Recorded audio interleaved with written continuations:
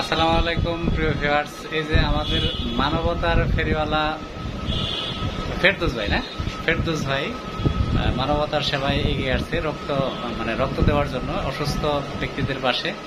আমরা যারা সুস্থ আছি সকলেই যদি অসুস্থ মানুষের পাশে দাঁড়াই, ইনশাল্লাহ সকল অসুস্থ মানুষগুলা সুস্থ হয়ে যাবে তাড়াতাড়ি।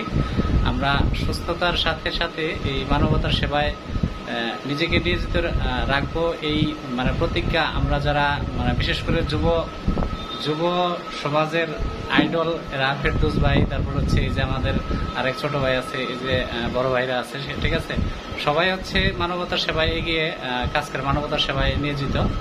তার মধ্যে ফেরদৌস ভাই কিন্তু আমাদের প্রতিনিয়তই মাঝে মধ্যে রক্ত দেয়।